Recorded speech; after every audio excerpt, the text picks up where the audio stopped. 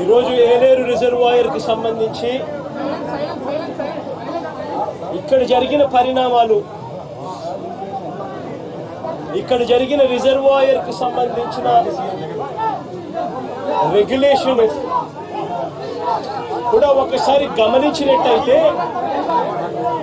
మళ్ళీ మనందరికీ కూడా గుర్తుకొచ్చేది ఏమిటి అని అంటే, సాక్షాత్తు గతంలో మనం ఏదైతే చూసామో విజయవాడ ఏ మాదిరిగా అయితే అతలాకుతలమైందో అదే రకమైన రాష్ట్ర ప్రభుత్వానికి ఇన్ఫర్మేషన్ ఉంది. రాష్ట్ర ప్రభుత్వానికి 31వ తారీఖునే ఈ రకమైన ఇన్ఫర్మేషన్ రాష్ట్ర ప్రభుత్వానికి ఉంది. ఐఎండి వాళ్ళు రాష్ట్ర ప్రభుత్వానికి ఇన్ఫార్మ్ చేసినారు, అలర్ట్ చేసినారు. అలర్ట్ చేసేసరికి ఏ ప్రభుత్వమైనా కూడా ఏం చేయాలి,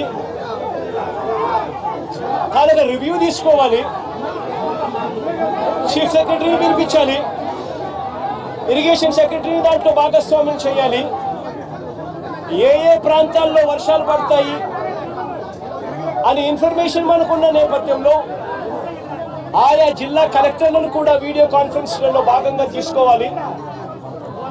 ఆయా ఏరియాలకు స్పెషల్ కలెక్టర్లను, స్పెషల్ ఆఫీసర్లను, ఐఏఎస్ ఆఫీసర్లను మళ్ళీ పంపించాలి. రెవెన్యూ సెక్రటరీ కూడా పార్టిసిపేట్ చేయాలి, హోమ్ సెక్రటరీ కూడా ఆ రివ్యూలో పార్టిసిపేట్ చేయాలి. అలా చేసినప్పుడు ఇరిగేషన్ సెక్రటరీ కలెక్టర్లతో తాను మమేకమైపోయి ఏలేరు రిజర్వాయర్లో ఏ స్థాయిలో నీళ్లున్నాయి, వర్షాలు ఏ స్థాయిలో పడబోతా ఉన్నాయి, ఏ స్థాయిలో నీళ్ల ఇన్ఫ్లో రాబోతా ఉంది, ఆ వచ్చేది ఏలేరు రిజర్వాయర్లో పడినప్పుడు ఆ ఏలేరు రిజర్వాయరు ఆ నీటిని రెగ్యులేట్ చేయగలుగుతుందా, బ్యాలెన్స్ చేయగలుగుతుందా అన్న ఫ్లడ్ కుషన్ ఏలేరు రిజర్వాయర్లో మెయింటైన్ చేయాల్సిన బాధ్యత ఇరిగేషన్ సెక్రటరీది, కలెక్టర్లది. చంద్రబాబు నాయుడు గారికి జ్ఞానోదయం అయి ఉండింటే, కొద్దో గొప్ప చంద్రబాబు నాయుడు గారికి మనుషులకు సంబంధించిన మానవతా దృక్పథానికి సంబంధించిన విలువలు తెలుసుంటే తాను ఒక స్పెషల్ ఆఫీసర్ని కూడా, ఐఏఎస్ ఆఫీసర్ని కూడా వేసి వీటిని సూపర్వైజ్ చేస్తాడు. కానీ అన్ఫార్చునేట్గా ఏం జరిగింది? అన్ఫార్చునేట్గా ఇంత ఇన్ఫర్మేషన్ ఉన్నప్పటికీ కూడా ఏలేరు రిజర్వాయర్లో సైక్లోన్ వస్తూ ఉంది, ఆ ప్రాంతానికి అది డీప్ డిప్రెషన్గా మారుతుంది, భారీ వర్షాలు కురుస్తాయి అని చెప్పి తెలిసి ఉన్నా కూడా రిజర్వాయర్లకు సంబంధించిన ఫ్లడ్ కుషన్ మేనేజ్మెంట్ పూర్తిగా గాలికి వదిలేశారు. నేను అడుగుతా ఉన్నాను, ఇదే మంచి శతమంది చంద్రబాబు నాయుడు గారిని, దాదాపుగా Yeleru reservoir full reservoir capacity దాదాపుగా 22-23 టీఎంసీలు దాదాపుగా పెట్టుకునే పరిస్థితి ఉంటే, అప్పటికే దాదాపుగా ఆ రోజుకు 31వ తారీఖు ఆ రోజుకు దాదాపుగా 18 టీఎంసీల మేరకు నీళ్లు ఆల్రెడీ ఉన్నాయి. మరి ఫ్లడ్ కుషన్ ఖచ్చితంగా దాన్ని మెయింటైన్ చేస్తూ అడుగులు వేయాలా లేదా? కానీ వీళ్ళంతా ఏం చేశారు? సెప్టెంబర్ 1వ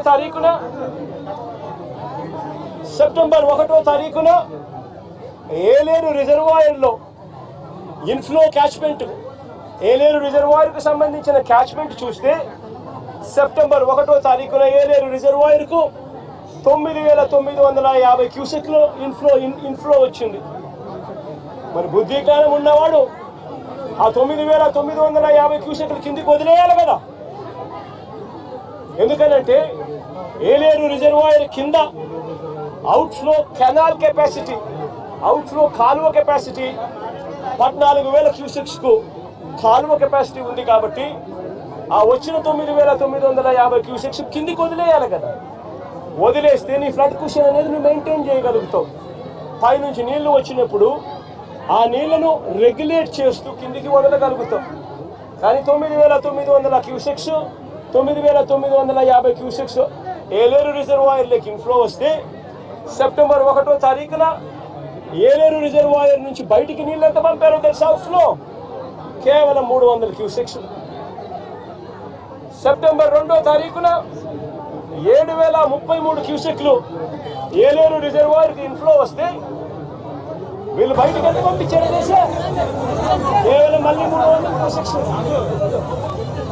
సెప్టెంబర్ 3వ తారీఖున మళ్ళీ ఏలేరు రిజర్వాయర్కి ఇన్ఫ్లో 4,991 క్యూసెక్లు వస్తే వీళ్ళు బయటకు పంపించింది ఎంతో తెలుసా కేవలం మళ్ళీ 300 క్యూసెక్లు మాత్రమే. సెప్టెంబర్ 4వ తారీఖున 5,045 క్యూసెక్లు వస్తే వీళ్ళు బయటకు పంపించింది కేవలం 300 క్యూసెక్లు. ఈ మాదిరిగా రిజర్వాయర్ను రెగ్యులేట్ చేయాల్సిన కార్యక్రమం చేయకుండా canal carrying capacity, canal carrying outflow capacity of the canal ఎటువంటి ముంపుకు గురి కానికుండా 14,000 క్యూసెక్స్ను పంపించగలిగే పరిస్థితి ఉన్నా సరే మోడర్నైజేషన్ కాస్త కూస్తో సరిగ్గా జరగలేదు కాబట్టి 14 కాకపోతే దాన్ని 10,000 వేసుకోండి. కనీసం 10,000 క్యూసెక్లైనా కనీసం ఎటువంటి ముంపుకు కూడా గురి కాకుండా పంపించే పరిస్థితి ఉన్నా కూడా వీళ్ళు ఏం చేశారు? పై నుంచి నీళ్లు వస్తా ఉన్నా కూడా ఏ మాత్రం కూడా లెక్క పెట్టకుండా నిర్లక్ష్య వైఖరితో కేవలం 300 క్యూసెక్లు మాత్రమే మొదలుపెట్టారు.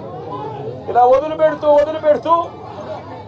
ఏకంగా 9వ తారీఖు వచ్చేసరికి రిజర్వాయర్లలో స్టోరేజ్ కెపాసిటీ పూర్తిగా నిండిపోయింది. స్టోరేజ్ కెపాసిటీ పూర్తిగా నింపేశారు. వదలాల్సింది పోయి మెయింటైన్ చేయాల్సింది పోయి పూర్తిగా నింపేశారు. నింపేసరికి 9వ తారీఖున 45,335 క్యూసెక్లు నీళ్లు ఏలేరు రిజర్వాయర్కి ఇన్ఫ్లో వస్తే వీళ్ళు గత్యంతరం లేక రిజర్వాయర్ కెపాసిటీ పూర్తిగా నిండిపోయింది కాబట్టి కిందికి 21,500 క్యూసెక్లు కిందికి నీళ్ళు వదిలేశారు. మరుసటి రోజు సెప్టెంబర్ 10వ తారీఖున 26,134 క్యూసెక్లు నీళ్లు ఏలేరు రిజర్వాయర్కి వస్తే రాష్ట్ర ప్రభుత్వానికి ఏకంగా 27,275 క్యూసెక్లు నీళ్లు కిందికి వదిలేశారు. నేను అడుగుతా ఉన్నా మిమ్మల్ని, ఇది మ్యాన్ మేడ్ ఫ్లడ్ కాకపోతే ఏమిటయ్యా అని చెప్పి. నేను చెప్పేటివన్నీ కూడా వాస్తవాలు. మీ ఏలేరు రిజర్వాయర్ నుంచి వచ్చిన డేటా ఇది. నిజంగా ఒక బాధ్యత లేని ప్రభుత్వం, ప్రజల పట్ల ఏమాత్రం కూడా మానవత్వం చూపని ప్రభుత్వం, వరదలు వస్తే కనీసం ఎలా హ్యాండిల్ చేయాలనో కూడా కనీసం ఇంకిత జ్ఞానం కూడా లేని ఈ ప్రభుత్వాన్ని ఏమనాలి అని చెప్పి మీరే ఆలోచన చేయమని నేను కోరుతా ఉన్నా. ఇంకొక విషయం కూడా చెప్పదలుచుకున్నా. ఇదే మనిషి చంద్రబాబు నాయుడు గారు అబద్ధాలు చెప్పడంలో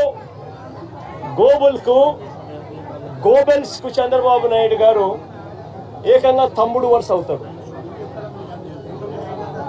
గోబెల్స్కు చంద్రబాబు నాయుడు తమ్ముడు వరుస అవుతాడు. అబద్ధాలు చెప్పడంలో చంద్రబాబు నాయుడు గారి పరిస్థితి, కెపాసిటీ ఏమిటి అని అంటే అబద్ధాలను తాను మ్యానుఫ్యాక్చర్ చేయగలుగుతాడు, చేయడంలో దిట్ట. ఆ అబద్ధాన్ని, ఆ మ్యానుఫ్యాక్చర్ చేసిన అబద్ధాన్ని అమ్మగలిగిన కెపాసిటీ కూడా ఎవరికైనా ఉంది ఈ ప్రపంచంలో అని అంటే అది ఒక్క చంద్రబాబుకు మాత్రమే ఉంది. ఆ చంద్రబాబుకు వంతపాడే ఆ ఈనాడు, ఆ ఆంధ్రజ్యోతి, ఆ TV5 వీళ్ళకు మాత్రమే అటువంటి దుర్మార్గమైన కెపాసిటీస్ ఉన్నాయి. ఎందుకు ఈ విషయం చెప్తా ఉన్నానంటే ఇవన్నీ కూడా నేను చెప్పినట్టు వాస్తవం. ఒకవైపున ఈ వాస్తవం ఉంటే ఏలేరు ఆధునీకరణ గురించి చంద్రబాబు నాయుడు గారు మరో చక్కటి అబద్ధం ఆడాడు. అసలు ఏలేరు ఆధునీకరణ, మోడర్నైజేషన్ ఆఫ్ కెనాల్, ఇది మామూలుగా ఒక కెనాల్ను మోడర్నైజ్ చేయాలి అని అంటే ఎప్పుడైనా కూడా ఎప్పుడు అవకాశం ఉంటుంది, ఎప్పుడు వెసులుబాటు ఉంటుందనంటే ఆ కెనాల్లో నీళ్లు ఆపగలిగినప్పుడు, నీళ్లు పారనప్పుడు, లేకపోతే క్రాప్ నీళ్లు డ్యామ్లో నీళ్లు ఉన్నా కూడా చేయాలని అనుకుంటే క్రాప్ హాలిడే డిక్లేర్ చేస్తే తప్ప మోడర్నైజేషన్ కార్యక్రమాలు చేయలేము. 2008 నుంచి ఏలేరు మోడర్నైజేషన్ కార్యక్రమం జరుగుతూనే ఉంది. కొత్తగా చంద్రబాబు నాయుడు గారు చేసేది ఏమీ లేదు, చేసింది లేదు. 2008